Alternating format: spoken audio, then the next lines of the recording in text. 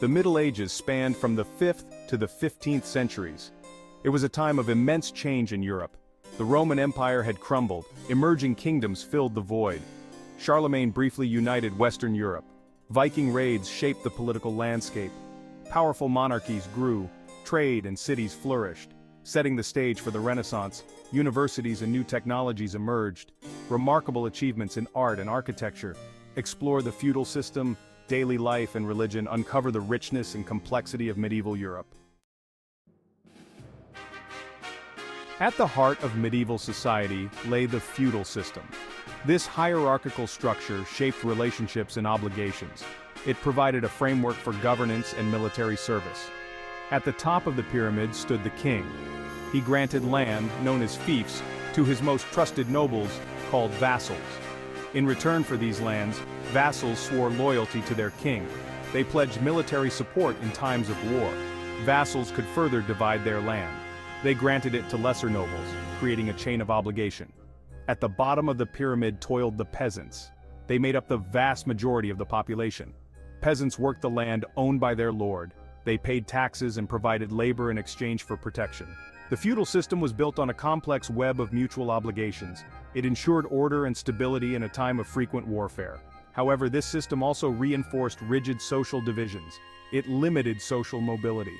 The feudal system was a defining feature of medieval Europe. It shaped its political, economic, and social landscape for centuries. Life for medieval peasants revolved around the land.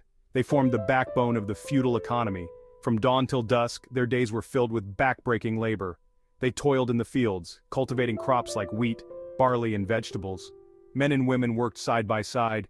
They used simple tools like wooden plows and scythes. Children helped with chores. They tended to livestock. Families lived in small one-room houses. These were often made of wattle and daub. Their diet consisted mainly of bread, porridge, and vegetables. Meat was a rare luxury. Life was harsh and unforgiving. Disease, famine, and warfare were constant threats. Yet amidst these challenges, peasants found moments of joy. They celebrated religious festivals with music, dance, and feasting. They shared stories and laughter around the hearth. Life was simple, but it was a life deeply connected to the rhythms of nature and the bonds of community. In stark contrast to the peasants' toil, the lives of nobles were defined by privilege and power. Their days were filled with a mix of feudal obligations and courtly pursuits. A noble's primary duty was to his lord. This involved providing military service during times of war. Nobles trained from a young age in the arts of warfare. They became skilled horsemen and swordsmen. In times of peace, nobles managed their estates. They collected taxes and dispensed justice. They also attended their lord's court. Courtly life was a world of elaborate rituals, feasts, and entertainment. Nobles competed in tournaments, showcasing their martial prowess. They indulged in music, poetry, and dance. Women played an important role in courtly society. They were expected to be graceful, elegant, and well-versed in the arts. However, they held little real power. Their lives were often constrained by the expectations of their social standing. Section 5. The Church's embrace, faith, power, and daily life. Religion was the cornerstone of medieval life. The Catholic Church held immense power and influence. It shaped not only spiritual beliefs but also political structures, social norms, and daily routines. Churches and monasteries were centers of learning. They preserved ancient texts and fostered scholarship. The Church provided education, healthcare, and charity to the poor. It offered a sense of stability and solace in a world often marked by uncertainty. Religious rituals and festivals punctuated the rhythm of daily life. People attended Mass regularly. They observed holy days and participated in pilgrimages. The Church's teachings permeated every aspect of medieval society. From birth to death, life was seen through a religious lens. The Church also played a significant role in political affairs. Popes crowned kings and emperors, wielding considerable influence over secular rulers. The Church's power was not without its challenges. Corruption and abuses within the clergy led to calls for reform. Section 6. The Crusades, a clash of faiths and cultures. The Crusades were a series of religious wars fought between Christians and Muslims in the 11th and 13th centuries. They were a defining event of the medieval period. These campaigns, initiated by the Catholic Church, aimed to reclaim the Holy Land from Muslim rule. The Crusades were fueled by a complex mix of religious zeal, political ambition, and economic motives. They had a profound impact on Europe and the Middle East. Thousands of knights, soldiers, and pilgrims embarked on these perilous journeys. They faced grueling conditions, disease, and fierce resistance from Muslim armies. The Crusades resulted in the establishment of Crusader states in the Levant. However, these were short-lived. They ultimately failed to achieve their primary objective. Despite their military failures, the Crusades had far-reaching consequences. They led to increased trade between East and West. They exposed Europeans to new ideas, technologies, and cultures. This contributed to the intellectual and cultural ferment that would later fuel the Renaissance. Section 7. The Black Death, a scourge that reshaped Europe. In the mid-14th century, a devastating plague swept across Europe. It became known as the Black Death. This pandemic, caused by the bubonic plague, had a catastrophic impact on medieval society. It wiped out an estimated 1/3 to 1/2 of Europe's population. The Black Death arrived in Europe through trade routes. It spread rapidly through cities and villages. Its arrival brought terror and despair. People died within days of contracting the disease. There was no known cure. The plague had profound social, economic, and cultural consequences. It led to labor shortages.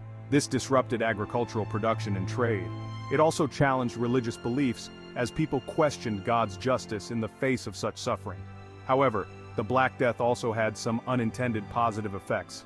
It led to higher wages for laborers. It accelerated the decline of the feudal system. It forced people to rethink their relationship with the natural world.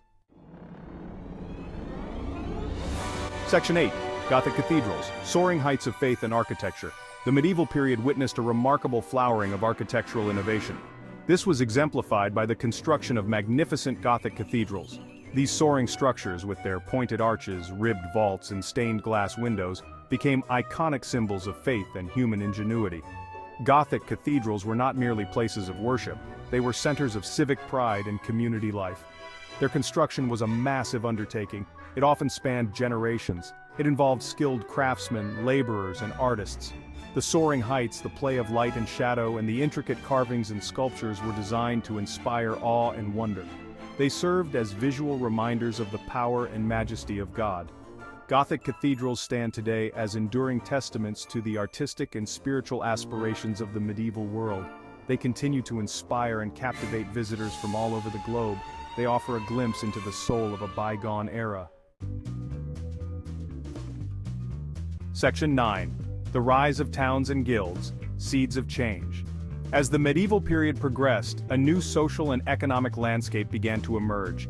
Towns and cities, once relatively small and insignificant, experienced significant growth. This was driven by a revival of trade and commerce. Merchants, artisans, and craftsmen flocked to these urban centers. They sought new opportunities and a life beyond the confines of the feudal system. As towns grew in size and wealth, they became increasingly independent from feudal lords. They established their own laws, governments, and guilds. Guilds were associations of craftsmen and merchants. They regulated trade, set standards of quality, and provided social support for their members. The rise of towns and guilds marked a significant shift in medieval society. It challenged the dominance of the feudal system. It fostered a new spirit of entrepreneurship, innovation, and social mobility. The Hundred Years' War, a turning point in medieval history. Fought between England and France from 1337 to 1453, it marked the end of an era.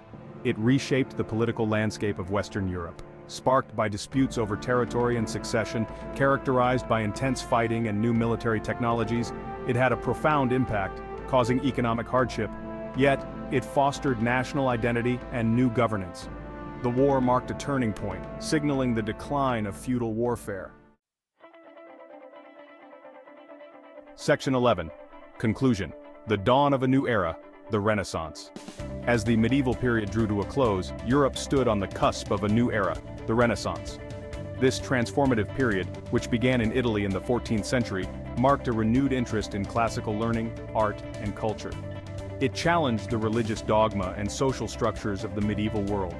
The Renaissance celebrated human reason, creativity, and the pursuit of knowledge. It gave rise to groundbreaking achievements in art, literature, science, and exploration. The transition from the medieval period to the Renaissance was not abrupt. It was a gradual process of change and evolution. The seeds of this transformation were sown in the later Middle Ages. This was with the rise of towns, the growth of trade, and the rediscovery of classical texts.